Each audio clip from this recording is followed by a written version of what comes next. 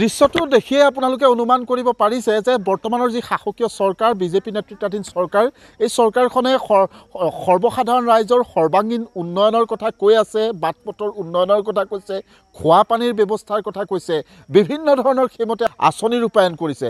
কিন্তু সেই আঁচনিয়ে প্ৰকৃতাৰ্থত সাধাৰণ খাটি খোৱা জনতাক কিমান দূৰ স্পৰ্শ কৰিব পাৰিছে এই দৃশ্যটো দেখিয়ে আপুনি অনুমান কৰিব পাৰিব।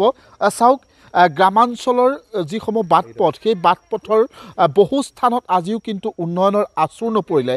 এয়া হৈছে মৰিয়নি সমষ্টিৰ যি হাঁহচৰা মাজগাঁও পথ, আৰু এই মাজগাঁও পথত এতিয়া এদল মহিলাই নিজেই আচলতে এনেধৰণে তেওঁলোকে চাঙিৰে মাটি দি ৰাস্তা তেওঁলোকে নিৰ্মাণ কৰিছে, তৈয়াৰ কৰিব লগা হৈছে। আৰু ইয়াৰ মূলতেই হৈছে যে কোনো ৰজাঘৰীয়াৰ বা জনপ্ৰতিনিধিৰ আজিলৈকে এই পথটোত দৃষ্টি নপৰিল। প্ৰায় 60 ঘৰ পৰিয়ালৰ একমাত্ৰ যাতায়াতৰ পথ এই পথটোৱে তেওঁলোকে অহা যোৱা কৰে। বাৰিষা হ'লে এই স্থানত একাঠু পৰ্যন্ত পানী হয়, আৰু যাৰ পৰিণতিত তেওঁলোকে এই খৰালিৰ দিনকেইটাতে এনেধৰণে হাতে হাতে দা কোৰ চাঙি লৈ তেওঁলোকে ৰাস্তা নিৰ্মাণ পথ নিৰ্মাণ কৰিছে। বাইদেউ, কিমান দিনৰ পৰা কাম কৰি আছে? আজি আমাৰ 6 দিন মানেই হৈছে। 6 দিনে আমি মহিলাই কৰি আছোঁ এনেকৈ। আমি এতিয়া মুখ্যমন্ত্ৰী ডাঙৰীয়ালৈ এতিয়া অনুৰোধ এটাই জনাইছোঁ, যোৰহাট জিলা হাঁহচৰা মাজগাঁৱৰ এই ভিতৰুৱা যিটো ৰাস্তা, এই ৰাস্তাটো যাতে আমাক অনতিপলমে ল'ৰা ছোৱালী স্কুললৈ ওলাই যাবৰ কাৰণে সুবিধাটো কৰি দিয়ে, আৰু অলপ মেৰামতি বুলিয়ে নহয়, ৰাস্তাটো যাতে আমাক বনাই দিয়ে মুখ্যমন্ত্ৰী ডাঙৰীয়ালৈ আমাৰ সেয়াই অনুৰোধ থাকিলে সদৌ গাঁওবাসীয়ে। মানে এইটো বাৰিষা অতি বেয়া হৈ পৰে, অতি বেয়া হৈ পৰে। স্কুটি এনেকৈ উলিয়াই আনোতে ল'ৰা ছোৱালী সতি লুটি খায়ো পৰিছে, 2-3বাৰ তেনেকুৱা এক্সিডেণ্ট হৈছে। মটৰচাইকেল গিৰি যায়। কিমান পৰিয়াল আছে এই পথটোৱে? কিমান পৰিয়াল অহা যোৱা কৰে? এই পৰিয়ালটো আমাৰ ইয়াত আছে 113 ঘৰ মানুহ। 113 ঘৰ? 113 ঘৰ। আৰু আজিলৈকে ইয়াতে শিলগুটি এটাও পৰা নাই? নাই, আজিলৈকে একোৱেই পৰা নাই ইয়াত। আপোনালোকে অৱগত কৰিছেনে নাই? কৰিছোঁ। আমি 2-3বাৰ গৈছোঁ। আমি এতিয়া সকলো জেগাতেই দিছোঁ, আৰু আমি অলপ দিনৰ আগতে আজি এমাহমান হোৱাই নাই আকৌ আমি দি আহিছোঁ। বিধায়ককো আমি লগ কৰি আহিছোঁ। কি কয় বিধায়কে? বিধায়কে ক'লে যে ইঞ্জিনিয়াৰ এজনৰ কণ্টেক্ট নাম্বাৰ দিলে, তেওঁক কণ্টেক্ট কৰা হ'ল, তেওঁক ইমাৰ্জেঞ্চি ৰাস্তাটো চাবলৈ পঠিওৱা হ'ল। কিন্তু ৰাস্তাটো যি চালেহিয়ে, কিন্তু আজিলৈকে পদক্ষেপ হাতত লোৱা নাই। মানে হ'ব বুলি কয়, নহয় হ'ব। চৰকাৰক কি আহ্বান জনাব? চৰকাৰেতো বাট পথ চব নিৰ্মাণ কৰিছোঁ বুলি কৈছে, খোৱা পানী দিছোঁ বুলি কৈছে।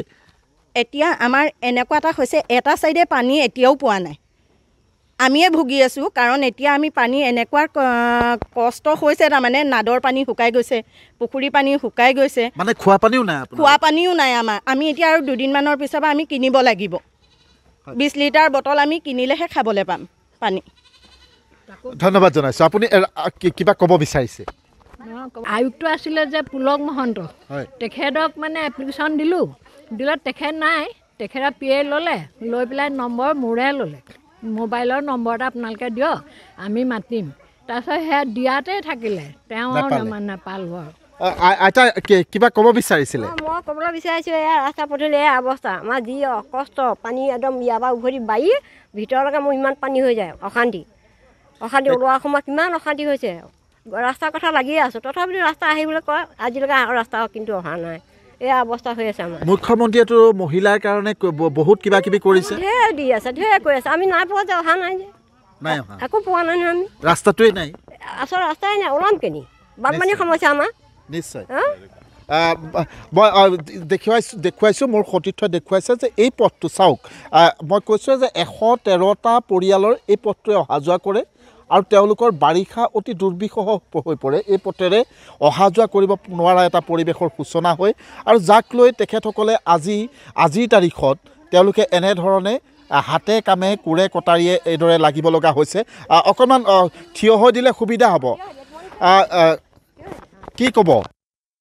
সকলো দিছে এইখন চৰকাৰে বুলি কয় ইমান অত্যাধুনিক দেশতো আমাৰ ৰাস্তাৰ যি অৱস্থা ক'বলৈ দুখ লগা স্কুললৈ ল'ৰা ছোৱালী যাব নোৱাৰি দুজাকমান বৰষুণ দিলে মানে মাকহঁতে মানে ল'ৰা ছোৱালীও পিঠিত নিব লাগে বেগো হাতত দিব লাগে ফোপাই জোপাই একেবাৰে কানি কাচুতি দাঙি আৰু ল'ৰা ছোৱালীবিলাকৰ জোতা মোজাবোৰ চব মানে বেগত ভৰাই আকৌ ৰাস্তাত হাত ভৰি ধুৱাই মেলি কেতিয়াবা স্কুললৈ মানে দেৰি হৈ যায় আকৌ স্কুলৰ পৰা ঘূৰি আহিবলগীয়াও অৱস্থা হয় কিন্তু এতিয়া ক'বলৈকে মানে লাজ লগা নিচিনা আমি কিমানবাৰ গ'লোঁ আমাৰ এতিয়া মানে এনেই বাৰু মৰিয়নি সমষ্টিটো আমাৰ এতিয়াহে হৈছে তিয় সমষ্টি আমাৰ ৰাজখানী বাইদেউ আছিলে আমি শুই উঠি মানে চাহকণ নোখোৱাকৈ যাওঁ তাৰপিছতে কাগজ কলম লয় আৰু হ'ব বুলি দিম বুলি কৈ দিয়ে কাগজ কলম থৈ দিয়ে কিমানবাৰ গ'লোঁ কিমান ক'লোঁ মানে আমাৰ ঠিকনা নাই এতিয়া সেইকাৰণে ৰাইজে হাতে কামে আমাৰ এতিয়া মানে বিষ গোটেই কঁকাল হাত ভৰি আমি ঘৰত ইমান কাম কৰিব নোৱাৰোঁ কিন্তু ৰাস্তাত এতিয়া মানে 200 পৰা ৰাইজৰ লগত দিবলগীয়া হৈছে এতিয়া আমি মানে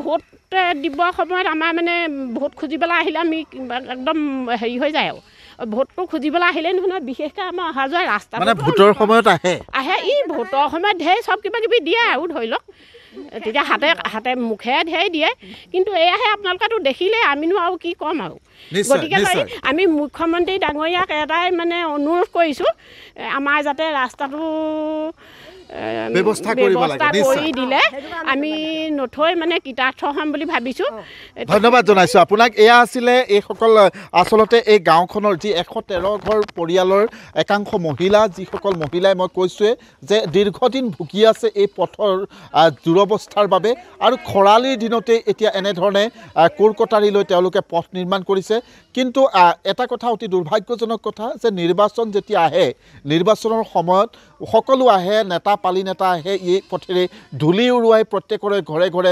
প্ৰত্যেকৰে পদূলিয়ে সোমায় কিন্তু তেওঁলোকে সেই তেতিয়া যি প্ৰতিশ্ৰুতি দিয়ে সেই প্ৰতিশ্ৰুতি কিন্তু প্ৰতিশ্ৰুতি হৈ থাকে আৰু সেই আশ্বাসৰ বাণী লৈয়ে এইসকল লোকে বছৰ পাৰ কৰিলে যদিও এই যি পৰিৱৰ্তনকামী চৰকাৰ মুখ্যমন্ত্ৰী ডক্টৰ হিমন্ত বিশ্ব শৰ্মা নেতৃত্বাধীন চৰকাৰ এই চৰকাৰখনৰ পৰা আশা কৰিছিল কিন্তু মূৰকত সেয়াও হৈ নুঠিল আৰু পৰিণতিত এতিয়া ৰাইজে এনেধৰণে পথ নিৰ্মাণৰ কামত নিজে ব্যস্ত হৈ পৰিব লগা হৈছে আপুনি বিচৰা বাতৰি পাব কেৱল নিউজ 18 এপত নিউজ 18 এপ ডাউনলোড কৰিবলৈ স্ক্যান কৰক এই QR কোড গুগল প্লে ষ্টৰতো পাব এই নিউজ 18 এপ